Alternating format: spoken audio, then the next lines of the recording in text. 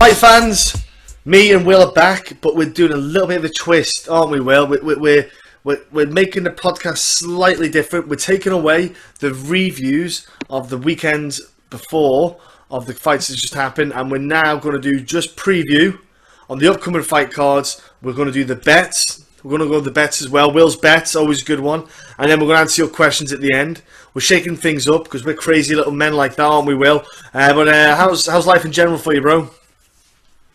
That's all good.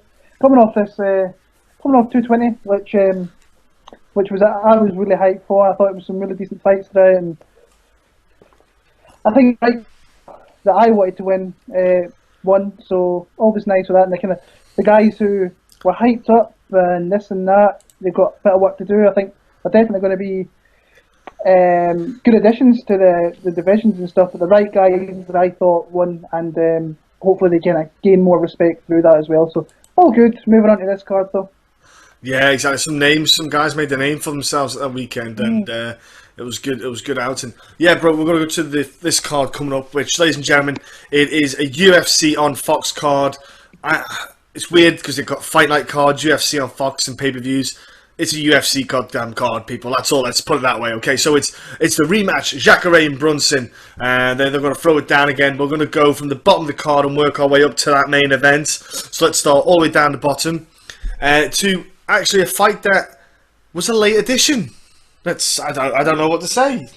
Does anyone else know about this? Monday, and I know what we'll do.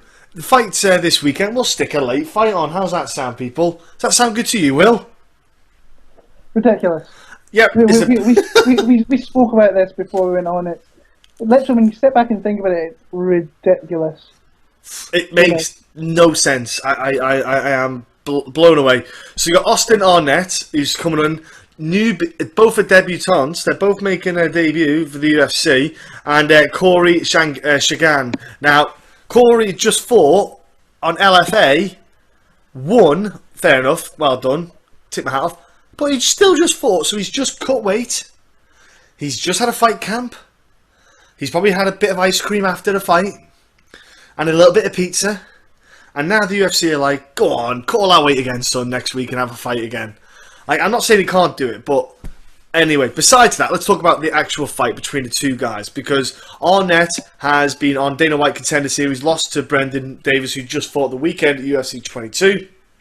So, Arnett, stylistically, he looks a very composed, patient striker. He's got very nice, clean strikes. I do like his style. It's very composed. He's not wild, erratic. He's like a mature head on young shoulders, as they say. But you've got a guy in Corey who I think has got some lovely combinations and footwork, and the angles that he puts those combinations together with.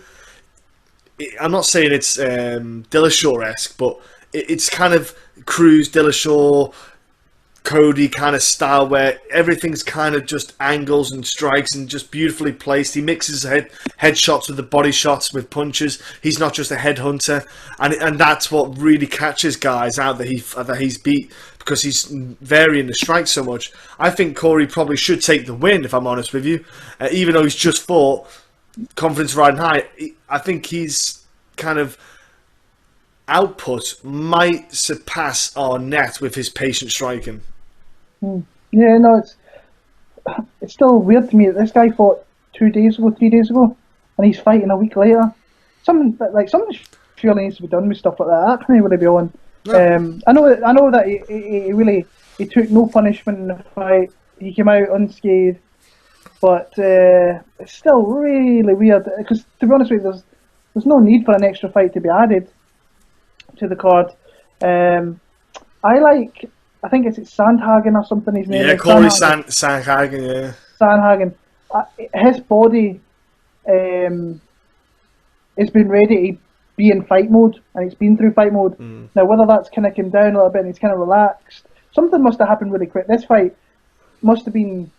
He maybe knew before his fight last week that maybe something was going to happen. So if he won that fight fairly convincingly, then he maybe got a call up here. But it's still weird to me. Arnett did have a fight scheduled for late February, so his body he was getting his body ready to kind of make that cut down to featherweight. Now that's going to hurry up as Yeah, well. that's what I mean. It's not nice. I don't think it's fair. It's weird. I watched a couple of fights earlier on. If Austin Arnett, he lost to Brandon Davis, who lost at 220 at the weekend there, and he got enticed into a brawl in that fight. If he keeps his distance and he keeps with just don't brawl. If he can keep a nice steady pace and doesn't get into a brawling fight, I think he can most definitely win. But I like this Sandhagen from what I've seen of him. I like the camp that he's from. He's obviously got good coaches, good training partners. I thought his striking looked really good, like really, really good. So I'm going to pick Sandhagen, but it's just a weird fight. It really is. It's just it's a mind boggler, this one. Next up on the card, you have Nico Price and George Sullivan. What's your views on this fight, Will? How do you see this fight going down? And I'm not a fan of Nico Price because he has a man bun, but carry on. Yeah, I don't see. I have no idea why George Sullivan is actually in the UFC. He is a guy that I don't think is that good. The guy loves USADA. USADA love him by the looks of things. He got popped for one thing, and then a few weeks later, I think he got popped for another thing. So he's been out for a couple of years. Lost. He got knocked out badly by Alexander Yakovlev.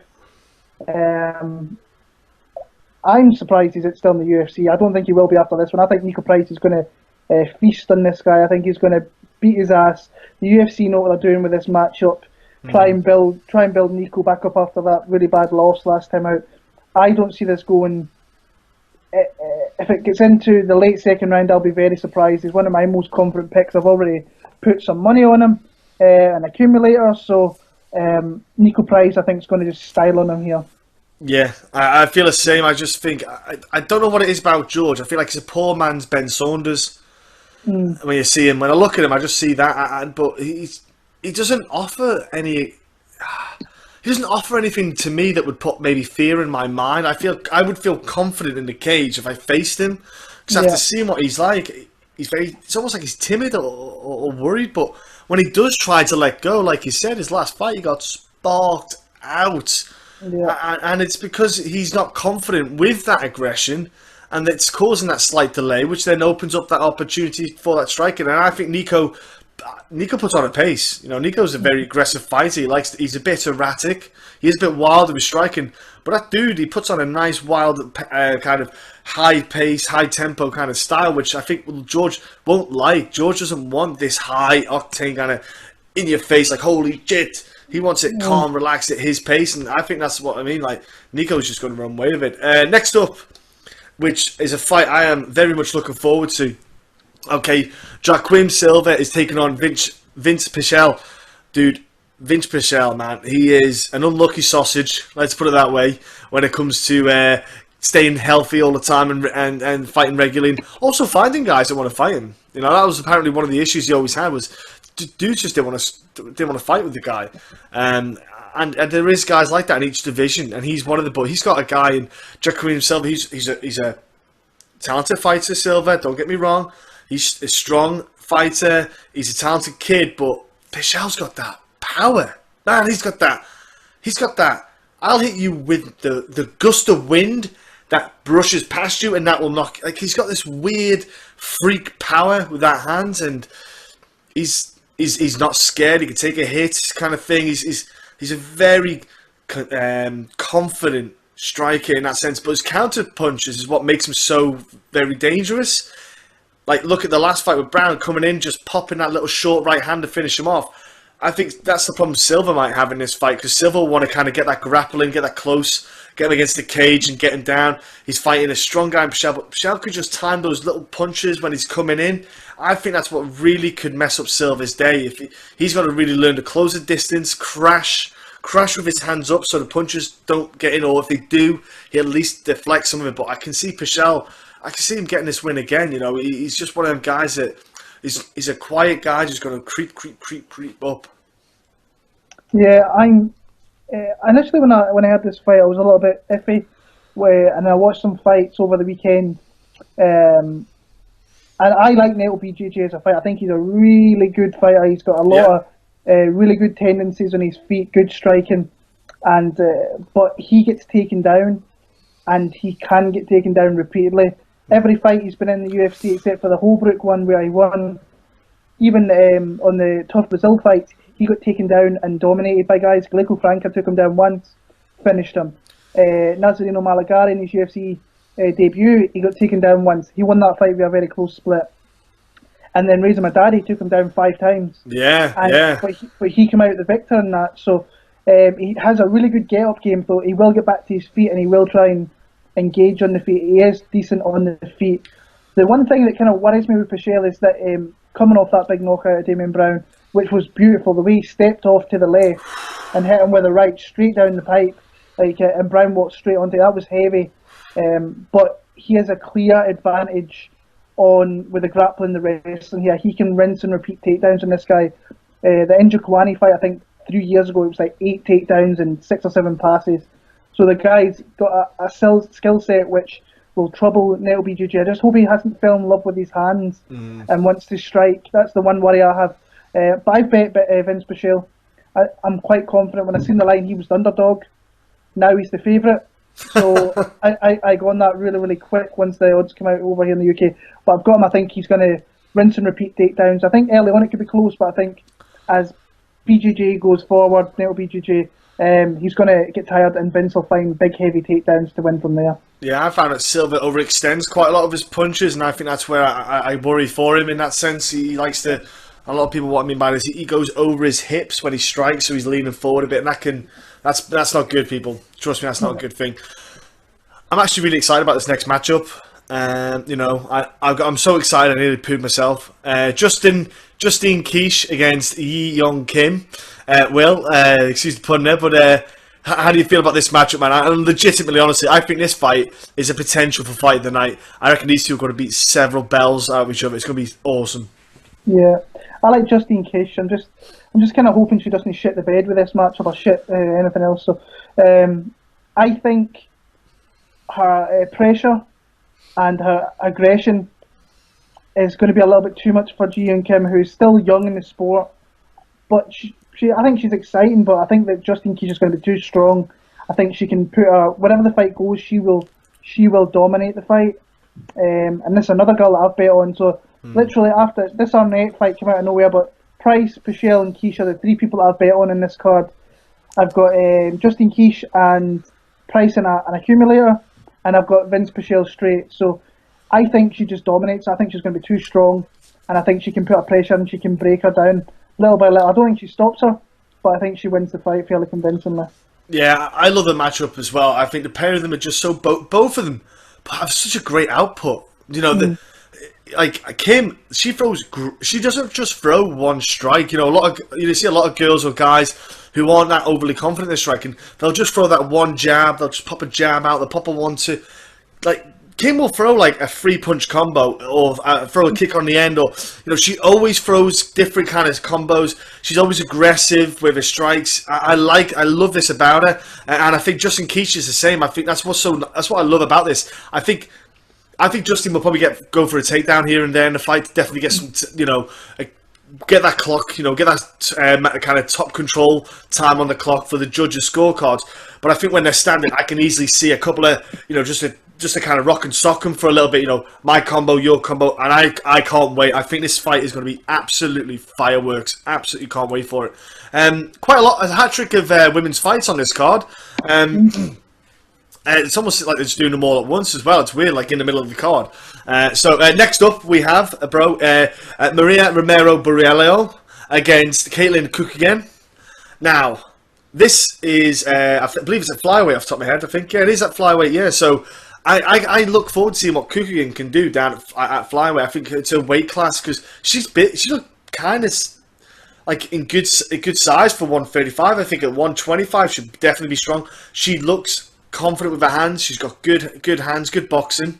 Borrelia, like she's a kind of storm, a whirlwind when she came into UFC, and I think she surprised everyone with her debut. I think it caught everyone off guard. So I think unless you look back at her previous fights prior, you can't get much out of it. But like she fought in Invicta against Russian cat. What's her name again? Dudieva. There you go.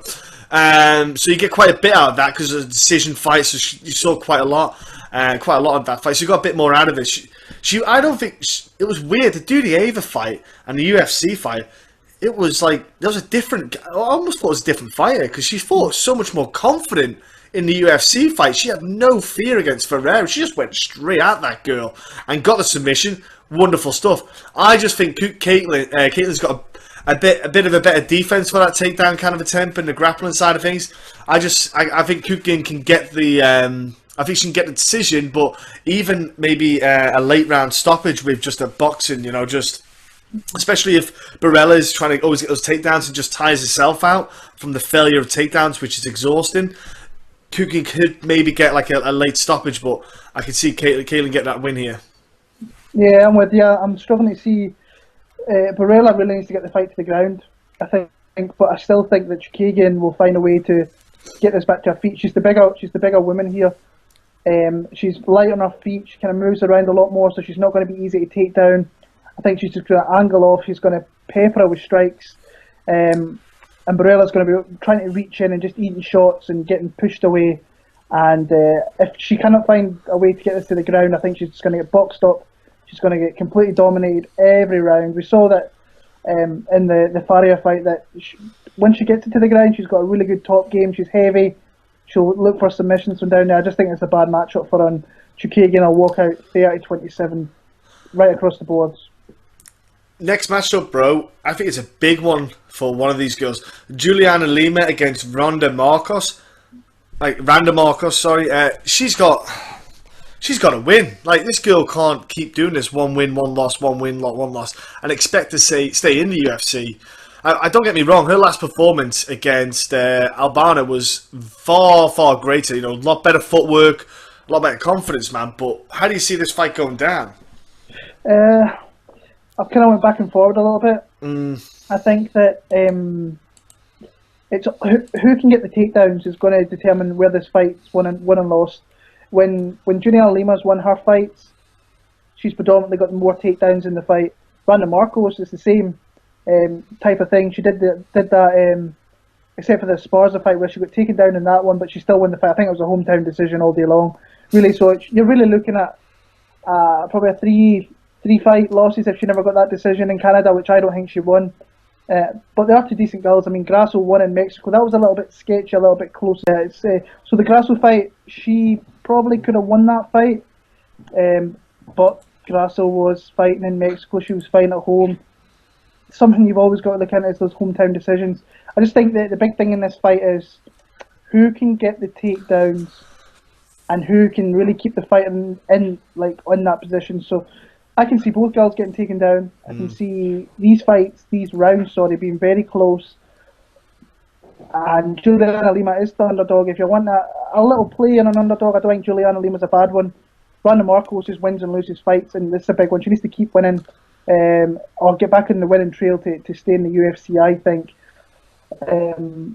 I'm going to edge Randa Marcos, but honestly, I think that Juliana Lima's got a really good chance of winning the fight as well. It's such a hard one. It is, because both of them don't stand out in like one particular facet that gives either one an advantage. Like you say, the only reason why I sway a little bit towards Marcos is her last performance, her footwork, her angles. I think it will cause Lima I say confusion, but I think it will cause her second guessing. Is she coming in for the strike? Is she coming in for the takedown?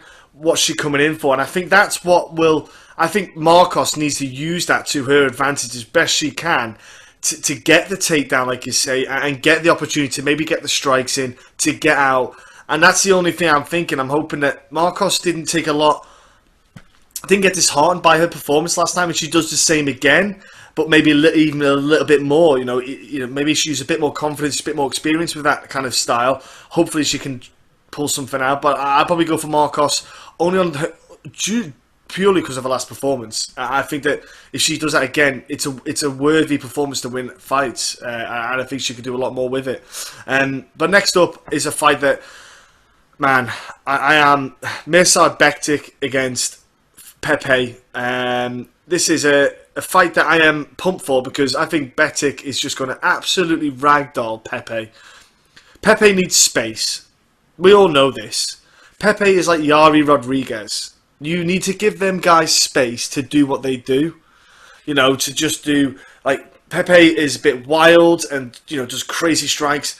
Betic likes to be about this far away from your face and just not give you an inch to breathe. And I think that is what you're going to see. I think you're going to see Betic with the supreme wrestling and grappling. I don't think Pepe will get any kind of jiu-jitsu in there that he might want to, because the kind of power and the aggression that Betic has, the control on top, it's so overwhelming. And Pepe could take a hit, but the problem was, you got to remember, Pepe got an absolute beasting on against Burgos. Like, he got absolutely pasted in that fight. Got literally beat the shit out of.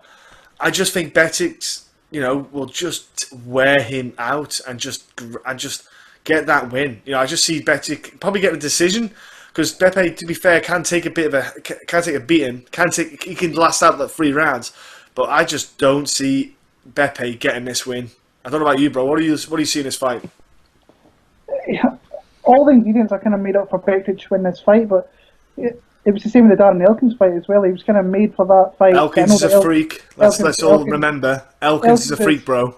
Yeah, he's different. Different breed, but it's just like Pepe. The one thing that kind of worries me here is that if Betic goes in for rinse and repeat takedowns, that he leaves something lying out there. Like a guillotine or something. Because he got tired really quick, like in that Elkins fight. I didn't expect to see that. I know that Elkins saying that probably that's why it is. Elkins probably took out him in the grappling exchanges and made him tired. Now, he didn't take much to really put Betic down, but I think that Pepe is a long shot, but he can, if he gets a neck, Betic will be in trouble. So I think that Betic will look to kind of keep it standing, just watch for the unorthodox stuff that Pepe's going to throw him, take him down, just pass guard, just try not to get caught in silly submissions or silly spots where he could be in trouble. And I think he just rides out a decision victory kind of all day long in this one.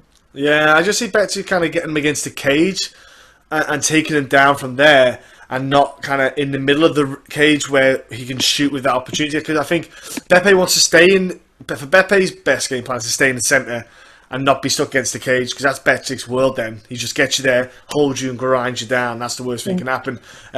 Next up, I think, is going to be a bloodbath, is the best way to put it. Bobby Green against Eric Koch. And dude, do you remember... Man, remember when Coke and Dustin Poirier fought and everyone was like, you couldn't tell the difference between each one, and it was like the new breed? Like, that feels like about 1,000,000 years ago. How insane. And for me, Eric Koch just never really took off, man. Like, that, I think that fight kind of defined his UFC career, and I feel really bad, but how do you see this fight going, man? I'm a Coke fan. I like it. I liked him back in the WEC. I thought he was a really solid fighter coming out of Rufus Sport, but I think injuries have caught with him. I think injuries have been a big thing for this guy, and I thought he looked a shell of himself against Clay Guida last time out. He looked slow. He looked a bit lethargic.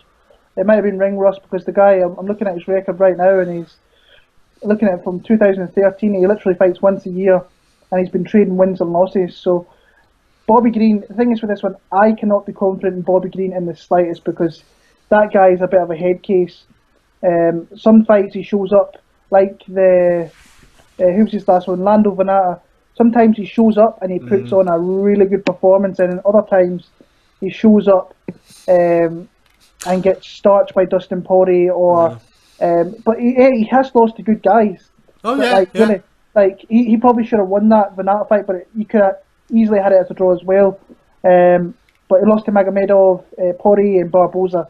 Like, they're like legit guys, like tough guys to lose to. And he only lost a split against Rashid, which he possibly could have won as well. I'm edging Bobby Brown. I was going to say Bobby Green. Bobby Green. I'm edging Bobby Green, but I think bet-wise, you can't go anywhere near this guy, because sometimes he shows up, sometimes he doesn't, and it's just hard throwing money on a guy like that. It's a tough one. It's maybe one of those dog or pass kind of fights where you take the underdog and hope he comes through, but I'm going to take Bobby Green. I think Honestly, I am like 51% confident he win this fight. It's one of those 50-50 fights. It's oh man, yeah, it is horrible because Bobby Green is fast. Like he's Michael Johnson fast with his hands. That dude is fire. When he lets go, dude is so quick with his hands. But like you say, I just wonder what's going on upstairs, man. If he just switches shit together, that dude was a terror. In like, Yeah. what was it, back in 2000? I know it seems like a long time ago, but like around 2013, 14, everyone was like, dang, Bobby Green's got it together. He's putting a run on. He could be potential contendership, like title shot. You know, he was pushing it, and then all of a sudden he kind of went off the rails. Oh man, but like you say, Eric Koch, man, you can't fight once a year in this sport. In the UFC, actually, no. If you were like on a regional scene, you could get away with it. But if you're fighting in the UFC, it's not a lot you can get. You can't cut corners that way. You know, that game catches up fast. I'd probably go with Bobby Green as well, only because I don't see Eric Koch's not that big 1K KO punch power, and I think that kind of plays towards Bobby Green a bit more because you think, right, Bobby Green does put it out there a little bit, and he is a bit more, you know, risk it getting hit. He could probably risk it a bit with Eric and then get away with it. So, but it's a horrible one to go on. Like bet wise, yeah, bro, I'm the same as you. Steer the fuck away. Man, next fight though, I put this down as potential perennial fight of the night contender. This one, absolutely stoked for it. Frank Camacho against Drew Dober. Like Drew Dober's got he's got some thighs. That dude's got some power in those legs. But man, he's putting on some great combinations, great hands. He took out Josh Berkman, which I think was his. Like, to be fair, I know Josh Berkman was on the latter end of his career, was probably like already had one foot out the door, so to speak, mentally. But even still, he beat the guy. You know, he still had to beat the guy. I said that he was there. He wasn't beat. It's not like he just walked in and he gave it up. Like, he had to beat him in the right way. I think beating Josh Berkman helped bring Drew Dober out, like as a guy for people to notice. And I think Frank Camacho, man, he's just a powerhouse. That dude hits the hurt. And this is going to be, oh my gosh, this is going to be so much fun, this fight. Oh, like, Camacho just does not hold back. He will go out exhausted, go out a shield, go out with his shield. He doesn't care. Drew Dober, I think Drew Dober here, man, he needs to start throwing in some takedowns if he wants to beat Camacho. Like, Camacho's going to come in swinging. And he's going to take the opportunity. If I'm Drew Dober, I want to come in with a couple of shots, bait Camacho in, get the takedown. Just get the takedown. I'm not saying you have to keep him there for 5 minutes, but at least get the takedown, kind of knock up the points, keep Camacho, because that will hopefully keep Camacho guessing, and hopefully it will take away a couple of those, you know, kind of power shots that he might want to hold back on because he worries about the takedown. That's how I see Drew Dober winning, but I'm probably going to go. Am I going to go with Camacho? No, I'm going to go crazy. I'm going to go with Drew Dober. I'm going to go crazy. I'm going to Drew Dober for this one. I just think he's a very smart striker. I think he's got quite a good IQ, so bollocks, I'm going to Drew Dober. Yeah, I'm with you. I like Camacho. I thought his fight with Damian Brown was awesome. Yeah. He missed weight and he was like, give that guy the extra 50 grand that I can't get, which Beautiful, wasn't it? That was so awesome. I love guys like that. He's one of those island boys. He's from Guam. I think it is. He's from Guam, and the guy comes to like throw down, yeah, no matter what. Like Drew Dober, I just think is a little bit too. I think he's probably a little bit more technical. He can pick his shots a little bit better. I think when Frank starts swinging, and that's where I think the Drew will start popping with some shots, maybe some body shots or leg kicks, and just count on him with those shots. But this could easily, if Drew Dober's coming in here with his wanting to brawl, if he comes in here wanting to brawl, he's got 50 grand probably waiting on the table for him, because I think these two could easily win fight of the night. Yeah. Drew Dober, I think he's going to keep it technical, and I think he's just going to keep it simple and look to not engage with Frank Camacho, because that guy looks like he's got a chin, and you got to remember he's not really cut that much weight for this fight, because Damian Brown was 155. Yeah. And he missed weight there, so he's fighting 170, probably cutting a little bit of weight. So his chin's not going to go anywhere. I think Drew Dober, as long as he stays on the outside, counters him very well, I think he wins the fight. But it wouldn't surprise me if Camacho comes in here finds a knockout or something. Really wouldn't, because he's that type of fighter. So Drew Dover's going to be the pick, though. Yeah, it's going to be a hell of a fight. Next up, you have a very exciting prospect in. I say prospect, but I don't know if that's the right word to use now, because he's kind of cemented himself in the UFC. But Greg Gillespie fighting Jordan Rinaldi. How do you see this bout going down, bro? Greg Gillespie. I think Greg Gillespie is an unbelievably good prospect. I think that eventually, once he steps up, I think with the right matchups, he'll make his way up the rankings. I've got a little bit of a inkling. His chin's not all there. And I think he can be put down with a big shot, but I think he's got big power. Yeah. I think he's got massive submission skills as well. But his main thing is his grappling. He comes out there swinging because he knows he's not going to get taken down. He's probably going to reverse the position, and he's going to get on top. Rinaldi, to his credit, he's one of those veterans that's been around a while. He's savvy. He's decent on the ground. He can catch you with odd submissions. But I think it was the Von Flue choke he caught the last guy. Yeah. But yeah, to be fair though, that other guy Herrera was just shocking. Yeah, he didn't know what he was doing really. No. So, but I like his wins. I think Andrew Holbrook, I don't think is that great. I think he did the business there what he had to. Franca, I think he's an underrated fighter. Is Clayco Franca, a big dude? I've met that guy. He's a really big guy, and went down to Brazil to beat him as well. And then Jason Gonzalez, he took a lot of shots in that fight. Oh, he took some licks in that fight, and then came out and he won via submission in the second. And I picked him to win via submission, and I bet it, and I fucking won a huge. It was my biggest bet I nailed all last year. I think he's all around a good fighter. Tuck his chin, keep his hands up. I think he wins this fight fairly convincingly. However, wherever the fight wants to go, he wants to take it. I think he wins this fight convincingly. So I'm going to pick him via knockout. Actually, I think he'll land some hands on Rinaldi and put him down. I think that's the thing about it. His speed with his hands, like he hits fast and hard. Like some guys hit hard, but they kind of cock the shot. They kind of telegraph it a little bit, but because they kind of just get away with it because they bait guys into a brawl, they can kind of get it. But he's so quick with his striking and hits, like you say, he hits so hard because he plants his feet because he knows, like you say, he's not worried about someone ducking under for a takedown, and that's the thing because he can plant his feet and just literally go hell for leather, and he's like, dude, let's just fucking go. And I think that's the problem Rinaldi's going to fall into. He's a smart guy, but Rinaldi's a bit of experience on him. But I think you probably see this in the smaller cage as well, I imagine. It's not a pay-per-view card. And they always say there's more finishes in the smaller cage because you can't move around as much. I think it plays into Greg Gillespie's favour, this fight. You know, the space won't be there for Rinaldi to run off to. I think Greg Gillespie can cut the cage off a lot quicker than he would do normally on a large cage.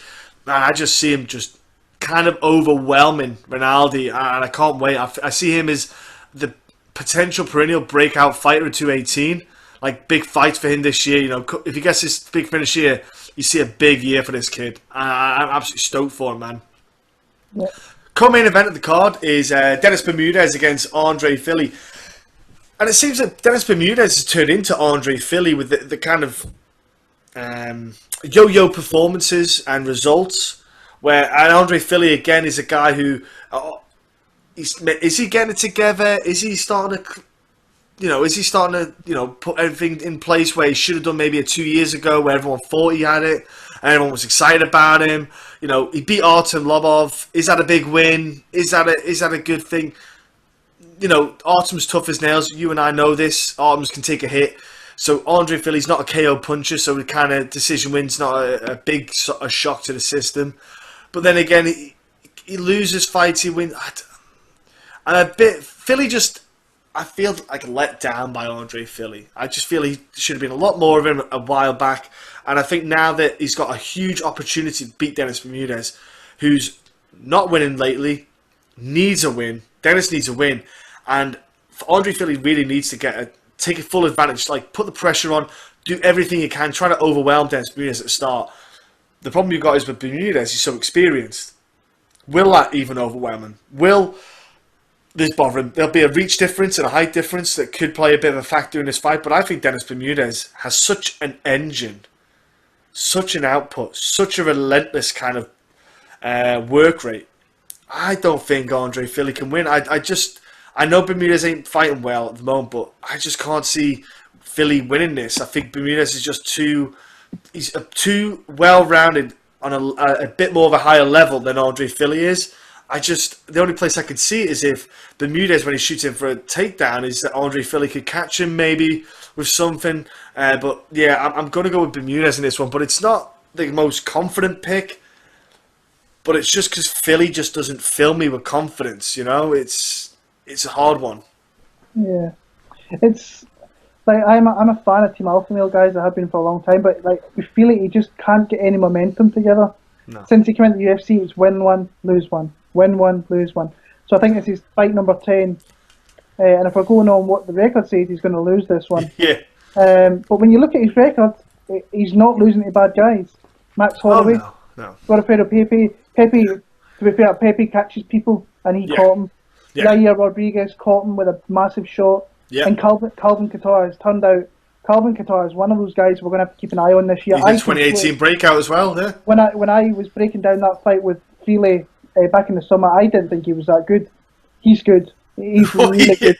He's actually got really good striking. So I think he's got a takedown game.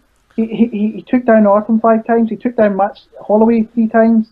So he could possibly stop Bermudez from taking him down.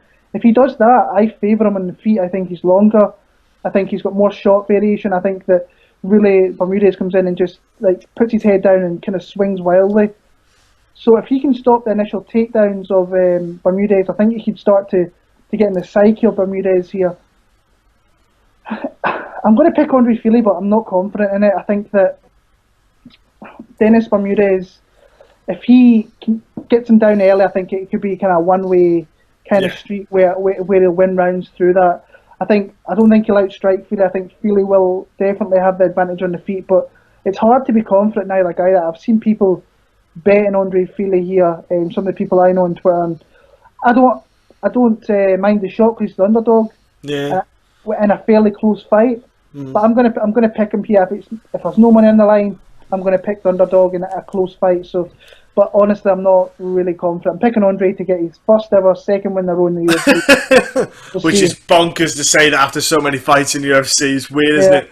Oh man, main event time. Jacare is back against Derek Brunson. The rematch. So Jacare won the first time they fought way back. Previous promotion, can't name that for legal reasons. Only messing. Back in Strikeforce. But how do you see it go this time round? Because Jacare's getting a lot older. Brunson's a lot better since then. How do you see this one going down, bro? I'm not sure with this fight at all. Last week when I was watching the fights, I was leaning Derek Brunson. Went back, and by the way, if you've not seen the first fight with these two, go back and watch it because it is such a sweet knockout from Jacare. I mean, it's a beautiful knockout with his hands, and that's really where his hands started to get better.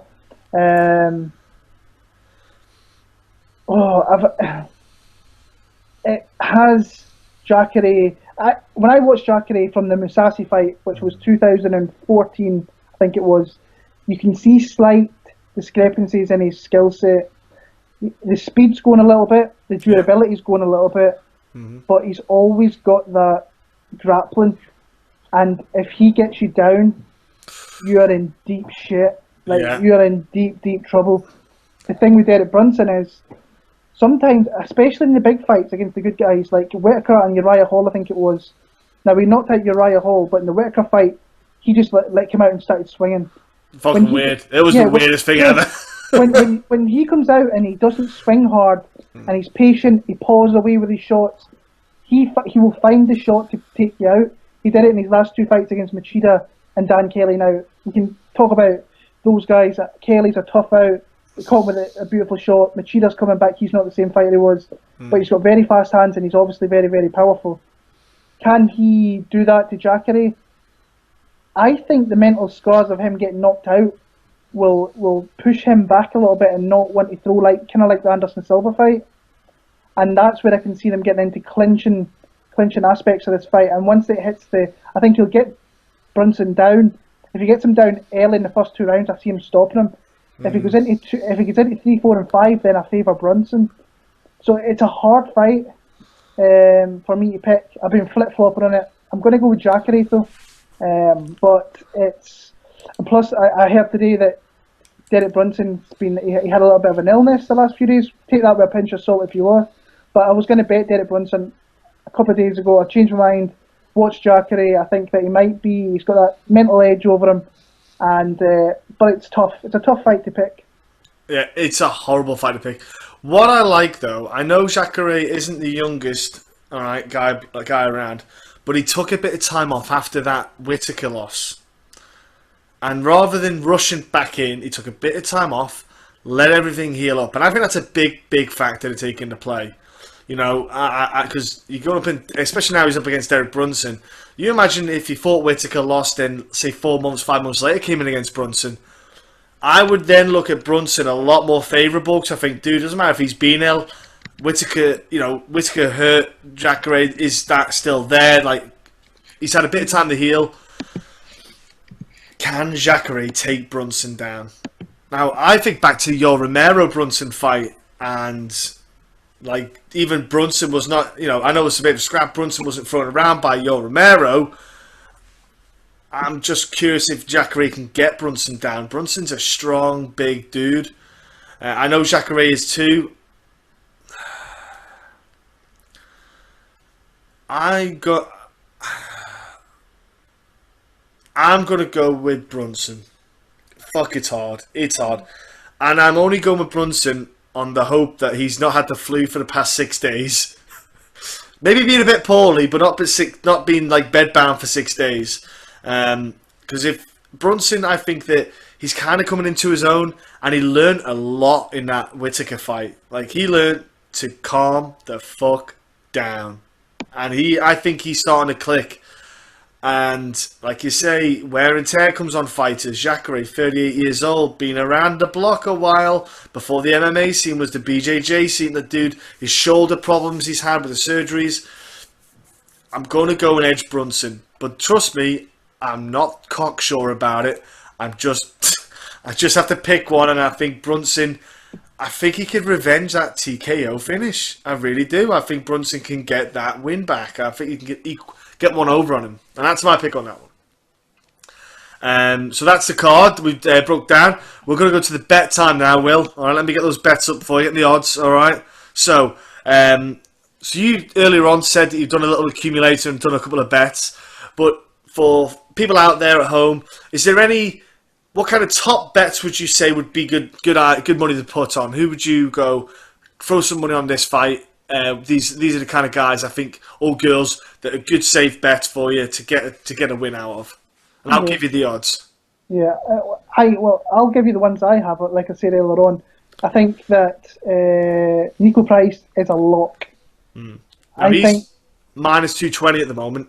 See, I got him at minus 200, and he came out over here in the UK at minus 188. So, if you, the way I look at fights, so I look at cards and like, I lean one fighter.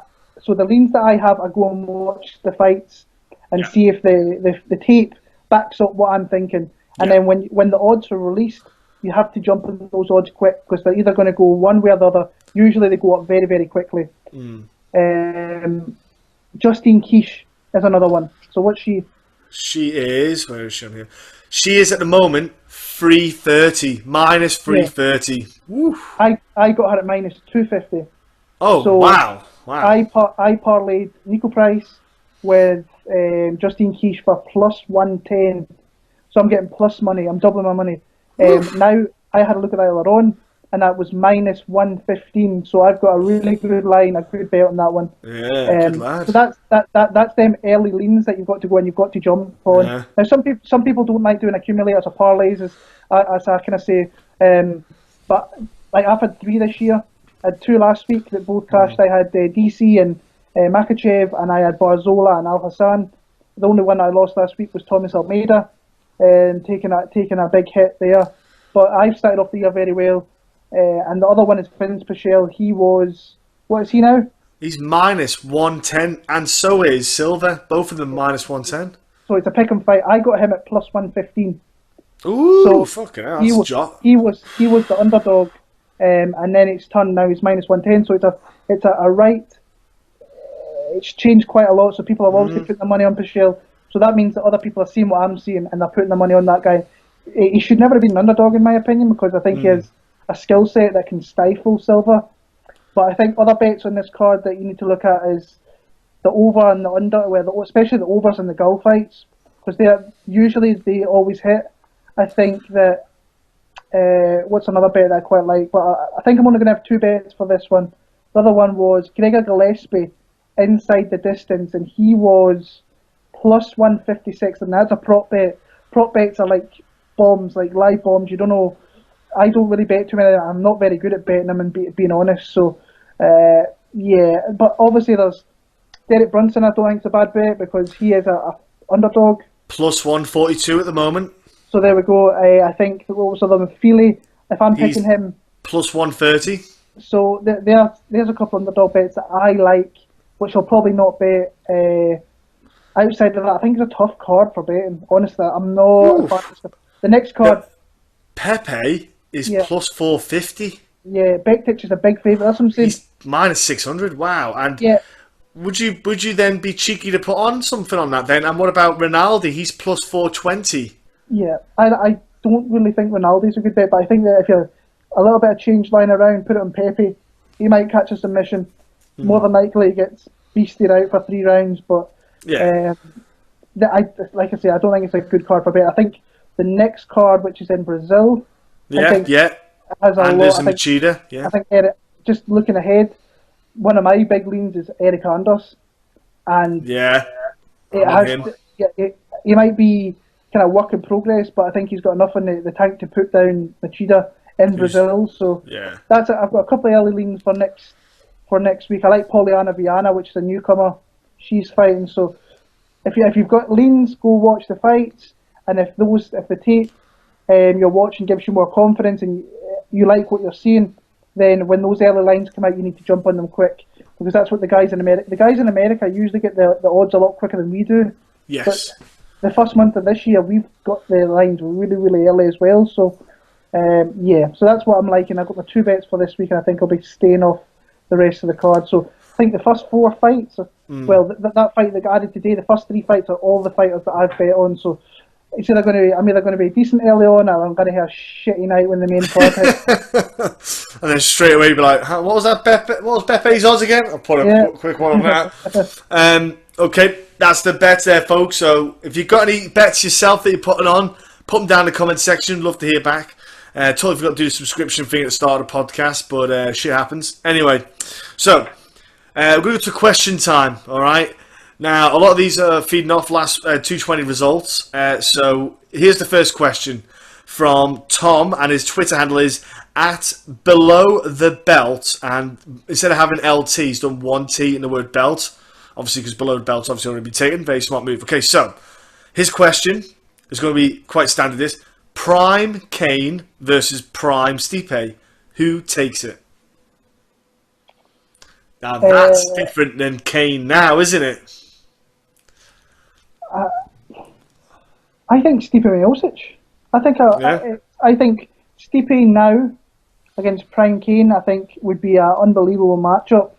I think that it's a tough one because they're both really well rounded. I think Stipe's the better boxer. I think Kane is probably the slightly better grappler. And he's obviously got, both guys have good cardio. I think the fact that Miocic was just lying on him and he tired himself out, he took some big shots. That was a tough fight for him, but he came through it. Yeah. I picked Stipe. I think Stipe would, it's close. Hopefully the fight happens, because I think it's two of your best ever heavyweights that have been in the sport at the same time and not fought each other. That's kind of crappy if they don't get an opportunity to fight, but I'm edging Stipe. I reckon Stipe's got more power than JDS. And it lasts through the fight as well. And I think that's the factor. I think Kane could handle JDS because JDS didn't have the wrestling. And that's the difference between Stipe and JDS.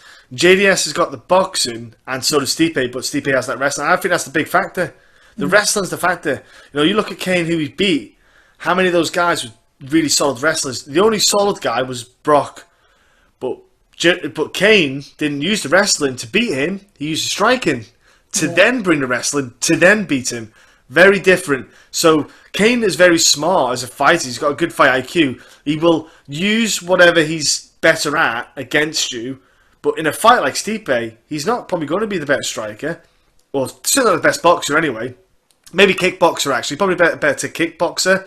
Because Stipe's not really a big kicker. You throw a couple of kicks only against like Ngannou, who stood still. But that's just a standing target. Other than that, Stipe's not a big kicker. But then you go for like the wrestling, then it starts to play a factor. So yeah, I'd probably go Stipe because he could, as Kane enters, he can one punch and he can put you out. Next, our boy Andreas, who's tweeting here, throwing us a question here. Twitter handle is Andre M. Giorgio. Is it Giorgio? Andreas Giorgio. Andreas Giorgio. Sorry, but Andre. But his handle is Andre M. Giorgio. There you go. We'll probably do some work with him in the future. Big MMA journalist, people. Top bloke in the UK. So keep an eye on him. He does a lot of UK content as well as UFC and stuff. His question, very simple: should DC move up to heavyweight? I think the question is yes, because I think there's not a lot left for him in the light heavyweight division. He said he's going to stop fighting in March 2019 when he hits 40. So that leaves us with a window now, because you can write January off. So you've got from February to March, so you've got essentially almost 12 months, just 12, 13 months to have a fight, a super fight in that heavyweight division. I think you've got to strike on it, because who knows if Kane's coming back. We don't know how Kane will do in a full fight camp. We don't know if he will go through and make it to a fight. We don't know if Kane can do a whole fight. I would maybe think about doing DC having if he wants to do the super fight, great against Stipe. If he wants to, if he doesn't, you can't argue with him. But if he does, that's fantastic. And then Cain Velasquez, if he does decide to come back, I'd be like, dude, you got to fight once, or if I'm honest, twice to get a title fight, because you fought fuck all in the past 5 years. You know, you need to get a win streak on back again, because the MMA hardcore fans from 5 years ago will know who Cain Velasquez is. But the UFC has a lot of new fans in 5 years. A lot. They don't know who Cain Velasquez is. Like, let's be honest, they won't know who he is. Like, you know, I know, a lot of other people do who know the game, but there's people listening right now who won't really know who he is. They'll have heard of him, but they won't know what kind of wars he's had, like that kind of Junior Santos kind of trilogy and all that stuff. They won't know none of this. So what's your thoughts on DC then? I think he should move up to heavyweight. I think if he's only got 14, 15 months left in the sport, or however long that is. For me personally, I think he should have one more fight at light heavyweight. There's always been talks between him and Glover fighting, and then really once you look at that, he's beat Gustafsson, he's beat Ozdemir, he's beat Teixeira, he beat Rumble. The only guy he didn't beat was the greatest fighter that we've ever had in sport. Yeah. And he's been close in that one as well. So, and then his last ever fight in the UFC, if he fights for a belt, he's going to face Stipe. I think he would face Stipe. And then that's a pretty good way to go out, win or lose. It's a pretty good way to go out. So I think we'll maybe see him once more. I've got a funny feeling he'll face Glover in the summer, like maybe August, and then maybe late December, January next year. I think that'll be his last fight we see in the UFC. But if I was Daniel Cormier, I think I'd want to move to heavyweight. That cut to 205. Like, DC's there's nothing to him. Like, I've met him. He's a small guy. He's like very wide. He's a big chunky dude. Yeah. He must have a shit fight week having to cut weight, like terrible. He looks like death. Yeah, and like it's weird because he gets on the scale, and it's not like he's skin and bones. No, but it's just his body type. He's just such a like Pat Barry, just so thick set that he is actually cutting up. Like he must be dropping from 230 something down. He has to be. And it just kills him, because people got to remember He's not 20 years old. He's 38, 40, 39. Sorry, he's not young. He's old, so to speak. You know, his body, it finds it harder every time he cuts weight, and it's not like he's cutting weight every 3 months. He does it over like it takes him a while to get the weight back up and back down again. He doesn't fight all the time, so that's horrible. Yeah, you've got to remember as well. I think he used to fight at heavyweight like 245 or something, 250. Yeah. So he's cutting down to 205. That's serious. And you got to remember, this guy's beat legit heavyweights before. Like ragdolled him. Ragdolled. Legendary heavyweights. Yeah. Frank controlled him easily. Josh Barnett. He was thrown around. Bigfoot Silver played with him. So this guy would be a legit threat if he went up to heavyweight. I think he's got a lot of respect for Kane. I think Kane's the head honcho of the whole His entire brother as well, isn't it? They just connected, you know. It's tough, but I think we'll see him up there kind of sooner rather than later. I think it makes sense, definitely. It kind of ties in with one of the other questions from a guy called Stephen Pipe. His Twitter handle is Pipe Pipe Stephen. This is all on Twitter, by the way, folks. His was again, what's next for Stipe and Francis Ngannou? So we kind of semi-answered to Stipe. He should maybe fight DC next, because there's not really a flat-out number one contender in the heavyweight division right now. You know, Volkov, is he potentially the number one contender? He's a bit outside the realm, but would you have to make him fight one more time to give him the shot? Or, you know, could you just throw him in there? I suppose that's the other guy. Yeah, well, when you look at it, I think Volkov, nobody's going to be champion for Volkov to get a title shot, but when you look at it, who really else is there? Exactly. Stipe's already beat everyone else around there. Yeah, if Cain Velasquez isn't going to be... you couldn't make a fight with Cain Velasquez now and trust him to show up in Fight Night. No. So it's like, Volkov will probably... I think he'll probably get the title shot later in the year, fairly easily. Who else are we talking about? Ngannou. I think a fight with Derek Lewis. Derek Lewis has got a fight coming up. I forgot who. Yeah, Tybura. So, if he comes through that fight, I think Ngannou against Lewis would be a banger. Because those guys aren't going to the ground and they're going to sprint. So that would be vicious.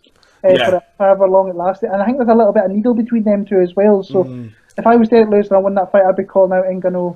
If you beat him, then you probably put yourself right in line for a title shot as well, because you've just beat the guy who maybe just fought for the title. So and Lewis is big, you know. Lewis is a big boy as well, so that kind of plays in Lewis's favour. Where Ngannou has to fight someone who's a big lad as well, and it would be good, man. I think it'd be fantastic to watch something like that, because I think Lewis is a cleaner striker. Yeah. You know, he's far crisper striker. Okay, so what was the other questions here? Because we had a few, believe it or not, from a guy who I'm going to start with the first question he sent over. Thank you for Matthew Hawkins. Cheers, buddy, for this. One of many. His Twitter handle is at Coot, COOT66Hawk. His is a win over Kane the only thing in the way of naming Stipe the greatest? No. Or do you believe he is the greatest already? I believe he's the greatest already. I think it's hard not to look at the guys he's beat. I am with you as well. If Cain Velasquez was a fighter who regularly fought and he beat him, then that only adds to the kind of mystique of Stipe Miocic. But I think he's already beaten the best heavyweight there has been in Fabrizio Verdum. He's defended the belt and he's did it convincingly with first round knockouts and beat Fabrizio. Fabrizio beat Kane and Fedor. Yeah. I'm not being funny, world. Fabrizio Verdum is possibly, in my opinion, the greatest heavyweight we had. And then Stipe starched him, and he's just like you say, murderer's row to get to the title and defend it. It's a lot of, like you said, a lot of people are not going to know who Cain Velasquez is. There's a lot of fans that have been brought in the sport, like let's say Conor McGregor. Exactly. That's 4 years ago. Yeah, 4 years ago. Cain Velasquez has had one fight. Exactly, and it's not enough. It's not enough. Two fights. He had 2013. He beat GDS, and then he lost to Verdum in 14, and then he beat Travis in 15. So he's had 2 fights since the Conor era. But a win and a loss, you're not going to really. Everyone will be like, yeah. Yeah. You know, how many heavyweights have won and lost 2 fights in that time. Loads. Yeah, well, like Kane's record is, when you look at it, he's come through Sick. two different eras of the heavyweight division. He had like your Nogueiras, your Frank Mir's. Did he not knock out Frank Mir? I thought he faced Frank Mir. Probably, that wouldn't surprise me. Frank Mir's been smashed around a few times in it. Oh, that's weird. I thought Cain Velasquez faced Frank Mir. I must have been thinking of something else. But he's beat Dos Santos, former champion. He beat Antonio Silva a couple of times, who, when he was on the stuff he really should be on, because he's got that illness or whatever. Something like gigantism, whatever it is. Yeah, he needs it. Brock Lesnar, he wasn't really a foul fighter through and through, but he was probably the biggest name the heavyweight division's ever had. Yeah. Kane's a close second to me. Well, maybe even third, actually. I think it's hard to... You have to put Verdum in that thing for the guys that he's beat as well, so... Yeah. I like Stipe. He's made history. Yeah. He's beat former champions. He's beat up-and-comers. But he's knocked them out in the first round. Is what people need to get their head around this, folks. He knocked them out in the first round, and then he dominated this superstar hype machine, which the UFC did again and fall flat on their face with in Ngannou. But yeah, I'm with you on that one. Stipe has to go in there. He has to slot right in there, and end of discussion. You know, it's flat out that. Another question from Matthew: was the tournament fight a big letdown for Bellator? I say no, because if you know Chael Sonnen, you know what you're getting. And everyone knows Chael Sonnen, and everyone knows Rampage Jackson. Everyone knows how that fight's going down. Rampage is going to try and box, and Chael is going to just take you down. And that's all it is. It's not rocket science. I think what's interesting will be the next round, to see how Chael can handle that next round. You know, who he gets in the next round. That's a different one. I don't think we should expect a lot from the tournament anyway, if I'm honest with you. You've got some light heavyweights just not cutting weight. You've got some heavyweights who I think Fedor is done anyway. You know, he's way too done. Like he's just like not in it. Frank Mir has got. I think Frank Mir will probably beat Frank Mir from Fedor, to be honest with you. I just don't. I don't think there's a lot to take. I don't expect it to be amazing anyway, the whole heavyweight tournament. So yeah, I don't think it's a letdown at all, because I didn't think there was a lot to expect from it. I can't get invested in Bellator. I can't do it, honestly. Because we can't watch the fights. Like, can't watch fights live because I illegally stream them. But if you, I just think it's 2018 and we can't. Like, if Bellator was a viable option over here, I would have had UFC 220 on the TV, and I would have had my laptop set up, and I would have been watching it. But I'm not going to go through finding shitty streams for fights that, let's be honest, like Chael and Rampage over Lima and McDonald is a fucking farce. And the thing is, they advertised it like... Yeah. It was weird. They told you to switch around, but then fight week, they had the names of Lima and McDonald at the top, and you were like, oh, they changed it back. They've done the right thing. No, they didn't. It's a joke. Yeah, Rory McDonald is your best guy I think, in Bellator. Yeah. There's a couple of good guys around. I think Lima's actually a real underrated fighter. Fantastic fighter. You have to push those guys who are going to be with your company for the next few years, and or I think be with you for the next few years, and like push the brand that way. But they just see the dollar signs with the ex-fighters with the more reputation. Yeah. I don't give two shits about this heavyweight tournament. I literally don't. I actually hope Ryan Bader goes on and wins it, for the simple fact that he moved over to Bellator. He's probably making himself some good money. He's going to make himself a nice legacy by being a two-weight kind of world champion or whatever. But I guarantee there's going to be injuries in this. And Czech Congo's going to come in, and Javi Ayala's coming in.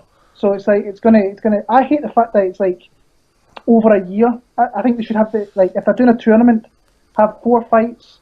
Like the last card, have 4 fights, and then next fight. So it makes. I couldn't give a shit with that. Pride did it like, you're fighting now, and then in half an hour you're fighting again. Yeah. End of. But it's hard to get behind it. Yeah, it is hard, and I think that. Like Matt Mitrione said, he thinks he's. Did you won't have seen it? They interviewed Matt Mitrione because they did. They were just like doing interviews, and Matt Mitrione was backstage, and he's like, "Yeah, definitely, Matt. I think I'm the best heavyweight in the world on my day." And I was like, "You say what? What was that, Matt?" best heavyweight in the world. Dude, you need to have a fucking word of yourself, son. You are not the best heavyweight in the world on your best day. He's not even a top. He's not even a top 5 guy in the UFC. No, he's not. Not a chance. He's not. He's off his fucking rocket. He's been hit too many times. Yeah. Next question up, buddy. Here we go. Matthew Hawkins again. Thank you, buddy.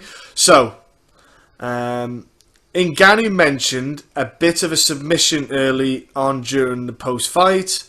We've been quiet on the same... we talked about Derek Lewis, actually. So, yeah, Derek Lewis for the fighting him next. So, nice one there, Matt. Mentioned that one. We discussed that one, so already ahead there. What else we got? Oh, here we go. Adam Sean throwing us some questions. So, oh, gosh. Yeah, oh, my gosh. I've just remembered one of the questions he asks us later on. Ah, boy. Okay, his Twitter handle is @AdamSean292. Okay. Can DC be considered one of the greatest light heavyweights when he has John Jones defeats hanging over him? That's one of the questions he said. So, I think 100%. I think you can easily put him in the kind of legacy that is Chuck Liddell, John Jones, DC. I think those kind of names should easily be put there together. I think you've got John Jones. I want to say Chuck Liddell because he kind of he was like just a phenomenal phenom that came in. I know he lost a few fights, but like that dude was, there was just something about Chuck Liddell that came along, and he came at the right time and did the right things for the he was massive for the UFC. He was massive for the UFC. Like if without Chuck, I think it would have took a little bit longer for them to get there. I know I could even put Tito Ortiz in that kind of talk of one of the greatest. Yeah. I think Tito, Chuck, because that was the kind of legacy, the rivalry they had. John Jones, DC rivalry. That kind of I link those four in their own little dimension where they had the rivalries. One was always better than the other one, and they were around at the same time. I would put those four in there as like top light heavyweights ever to grace us. What would be your view on that? I think it's pretty clear that John Jones is. I got shit for this last week by saying that John Jones is the best fight we ever had. I think it's pretty clear. Yeah. If you go on my YouTube and go in the comments and have a look, there's a guy that's saying, and he's a good guy, Irish brother. Is a guy that. He's been a fan of mine for a long time. He's really supportive of me, but he is a staunch. He's not on Jones at all, which is fair enough. A lot of people aren't. No. He's done a lot of bad shit. But when you're looking at the best fighters in light heavyweight history, John Jones, very close. I think Daniel Cormier is behind him. Maybe on the same par as Chuck Liddell, and you can throw Tito Ortiz just below that. Yeah.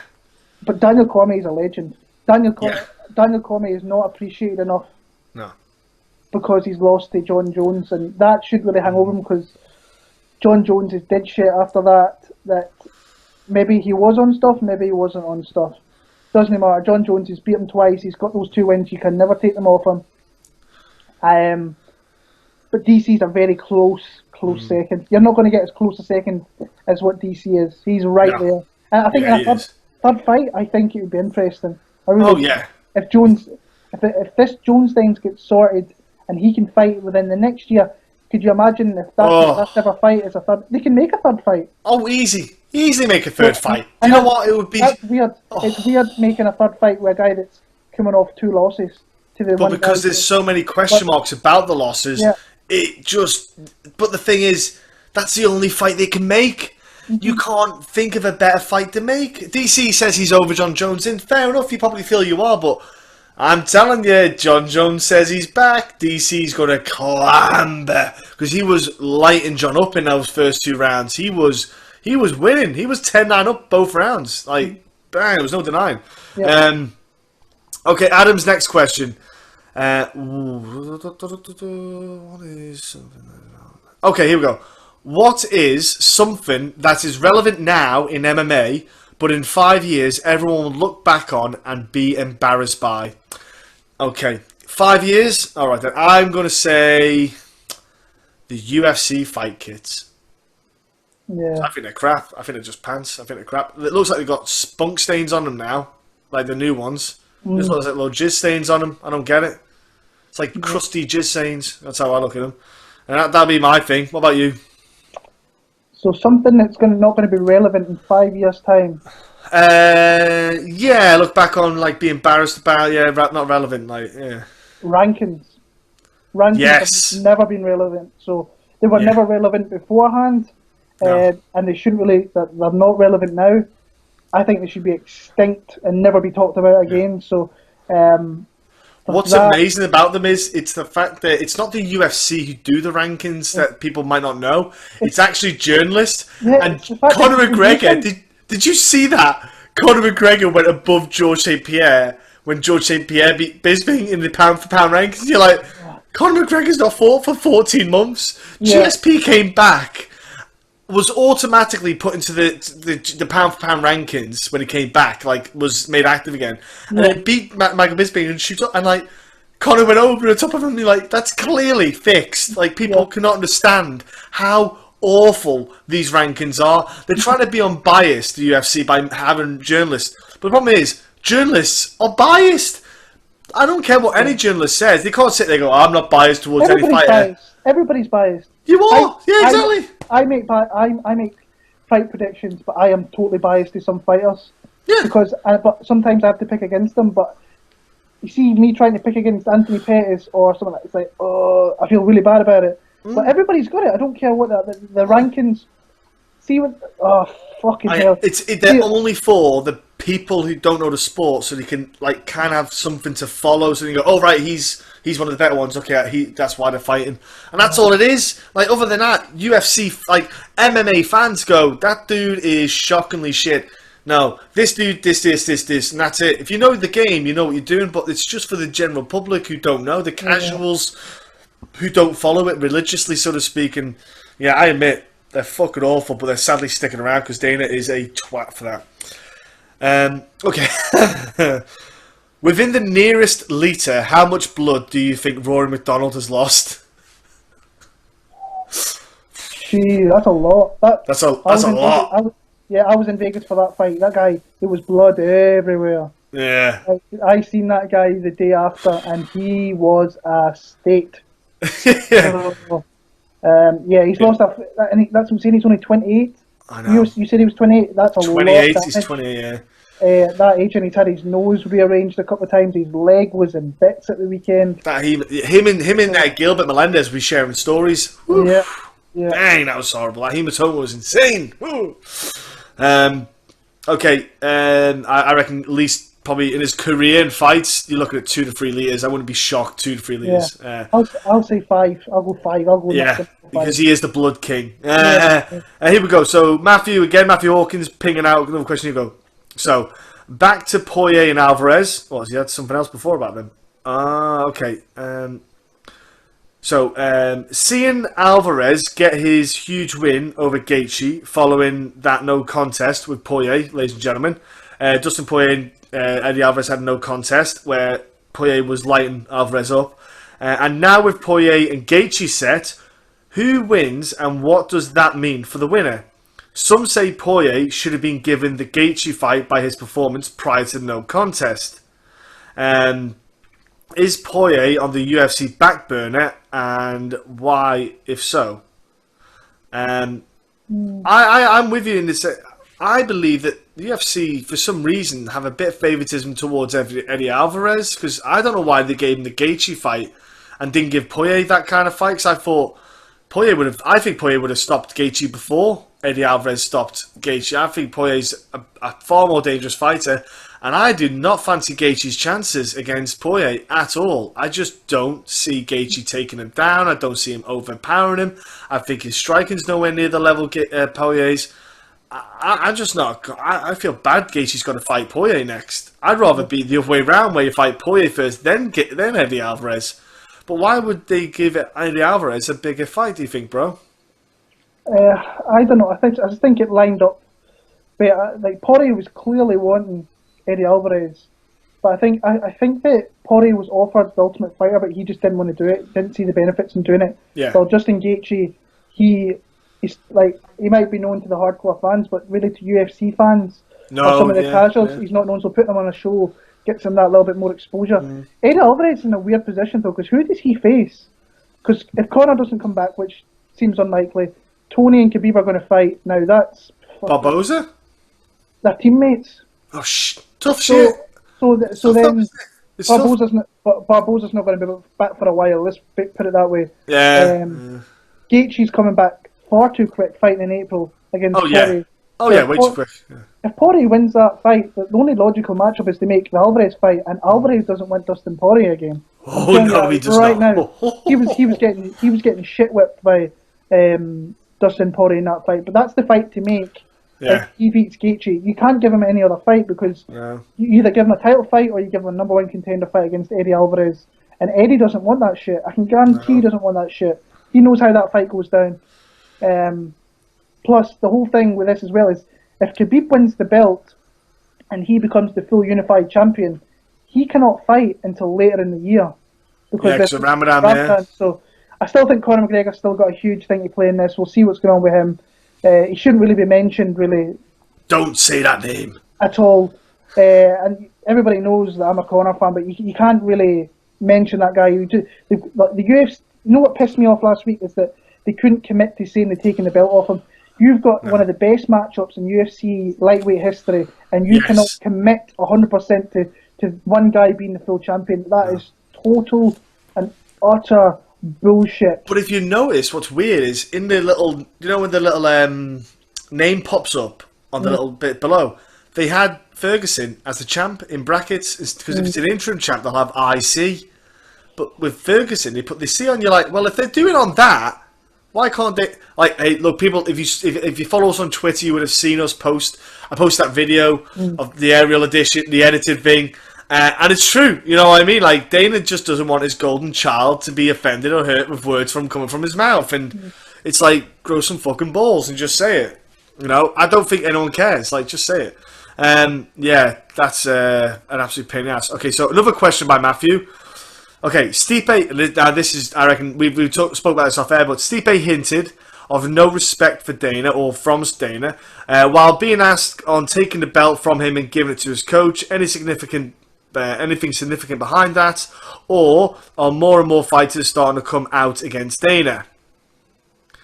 Well, I think this stems from the promotion push for Ngannou with the bullshit most powerful punch bollocks in the world, which is a load of shite. Has every person in the world punched that?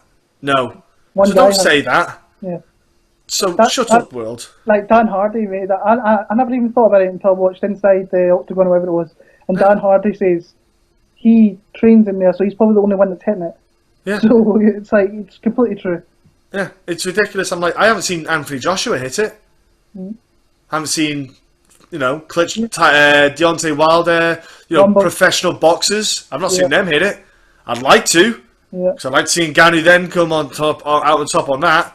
Do you know what I mean? It's like, no thanks. I'd like to see Ricky Hatton throw a left hook on it. Because if I recall, when Ricky Hatton was in his prime, they did like a punch measurements thing with a lot of boxers, and he had, for his weight, because obviously different weight classes, they based it on like kind of the kind of balance out. He was the most powerful puncher, pound for pound, out of all weight classes. You know what I mean? It's just like, it don't mean nothing. But anyway, yeah, I think Stipe was just pissed about the lack of promotion from his side. He's doing what he's paid to do.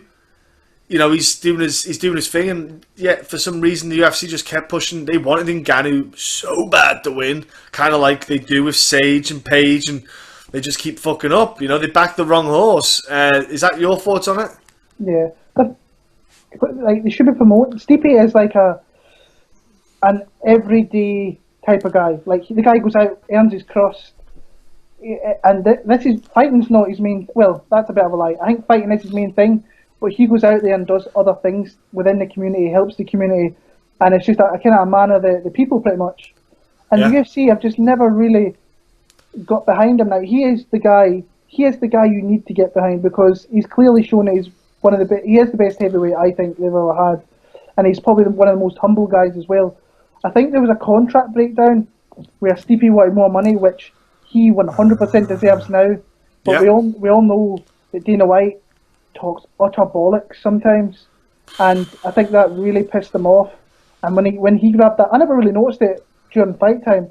he'd taken the belt, and I went back and I seen it. I was like, oh shit! And Dana's face was like, oh, what's going on here? Stipe, I think, did the right thing by doing that. He needs to get himself. I think somebody asked him at the press conference, it's like, do you think he respects you? And he doesn't really care. No. And that's fine, because like, really, Dana's not really a friend. He's just your promoter. He's meant to promote you, but he's not doing that. So he's not fulfilling his side of his side. So I can see why Stipe was pissed. Big time. Yeah, I can see why he's pissed off with that. Next question we have is from Chris Marsden. His Twitter handle is at @CMargison. It's MARGERINISON 24. Top bloke. He can't wait to go to UFC London as well, can he? UFC London, he is. I tell you, I messaged him, chat to him. Yeah. I have never seen someone so excited about the UFC London card than him. He can't wait. He hounds me all the time about the kind of epic matchups. And his question is, why does Cain Velasquez deserve a title shot? Kind of what we said here, mate. When he could potentially win and be out for 2 years. Should he not have to prove his fitness first? We've said it before. He's said it again. Exactly. He has to prove it. He has to prove A, he can make it to the fight. B, he can have a fight. And I think he can win. You know, I think he needs to prove he can still win. Because like we say, the fight game changes. I think it's a big one, this. Yeah, that's a definite yes on that one. And I think this is the last question coming up from Adam. No, here we go, sorry. A question from Jimmy the Drunk. His Twitter handle is Parolee Proud. P-A-R-O-L-E-E Proud. Again, who would you consider the heavyweight GOAT right now? I think, again, we've said it once, we'll say it again. I want to say Stipe is the best. I definitely think he kind of got Verdum in that talks as well, and Cain. So, oh gosh, last question from Adam.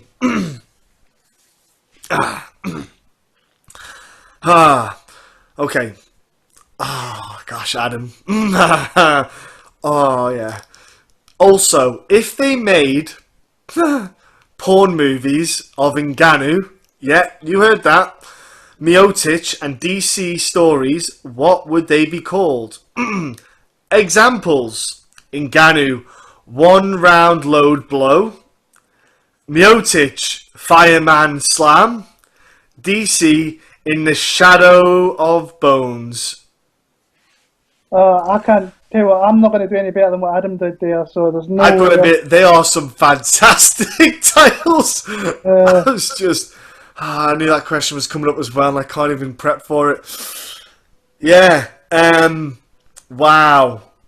I don't think we can say anything really, can we? I think it's kind of just... I think Adam made fucking great ones, personally. I think Adam's got too much time on his hand. I could be at this for a week and not get better names than what Adam got there. So I think Adam kind of nailed it on that part. He did, yeah. I think Adam's got a job there with something in the future. I think he'd be a movie director of some sorts, people. Oh, wow. Yeah, that's the questions for this week. Thank you so much, ladies and gentlemen, for listening. Again, any comments, throw them down in the comments section below on all the social media platforms that we use. Feel free to subscribe, and we are going to enjoy the fights coming up this week. Hopefully no more late additions are added to this card. We don't know yet. But yeah, thank you so much, ladies and gentlemen. Will, any last words? Yeah, just keep on doing what you're doing. Like, I think we had a big week in SoundCloud last week, wasn't it? Yeah, man, it was like 700, nearly 800, just like in... Oh, it's weird, man. Just weird. So subscribe to us on SoundCloud or YouTube. Just fire us questions, and like if there's anything else you want us to add into the show or things to talk about, just let us know. So we're always here. We'll try out if you get on to me, I'll try and get back to you. I'm getting worse. I'm getting older. Sometimes I could be looking at something and I'll completely go the other way. So get in touch if there's anything you want on the show or anything you want us to talk about. By all means, just get in touch.